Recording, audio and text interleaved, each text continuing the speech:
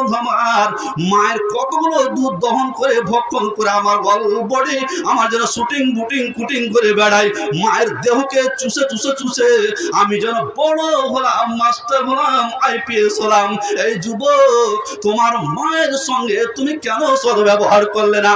যার জন্য আল্লাহ নবী হাদিসের মধ্যে বলছেন, ক্বালা নবী সাল্লাল্লাহু আলাইহি ওয়াসাল্লাম, লা ইয়াদখুলুল জান্নাতা কাতিউন, ওই সমস্ত ব্যক্তি জান্নাতে যাবে না, যাবে না যারা মায়ের সঙ্গে সম্পর্ক বিচ্ছিন্ন করে দিল, যারা মায়ের সঙ্গে সম্পর্ক ঠিক রাখলো না। এ ভাই আমার, বন্ধু আমার, কেন না? আমি একটা কথা বলি, মায়ের দুধ দহন করে আমরা যখন চুষে চুষে খেয়ে খেয়ে বড় হয়েছি, এ ভাই আমার, বন্ধু আমার, ওই মায়ের দুধের কত প্রোটিন রয়েছে, সারা ওয়ার্ল্ড ব্যাপী আন্তর্জাতিক কমিটি বসে সমস্ত মায়ের দুধের প্রোটিন উপযুক্ত মেডিসিন দিয়ে যেন ওরা দুধ তৈরি করতে লাগলো। সারা ওয়ার্ল্ডের বৈজ্ঞানিক ফেল হয়ে গেল রে।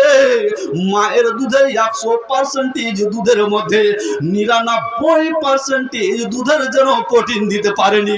এই যুবক, মায়ের সে দুধ তুমি দহন করে ভক্ষণ করে তোমার বডিকে হৃষ্টপুষ্ট করেছো, আর তুমি তোমার মায়ের তুমি খোঁজ নিলে না, তুমি জান্নাতে যাবে না, যাবে না। এ ভাই আমার, বন্ধু আমার, নবী আমার অন্য হাদিসের মধ্যে বলছেন, কি বলছেন?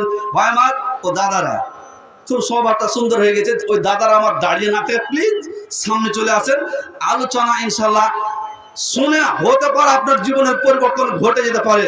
আপনার মায়ের কাছে আপনি আঁচল তুলে দোয়া নিয়ে নেবেন, হতে পারে আমার মতো হতভাগার কাছে কিছু শুনে আপনার জীবনের পরিবর্তন ঘটে যেতে পারে, এ আমি আশাবাদী।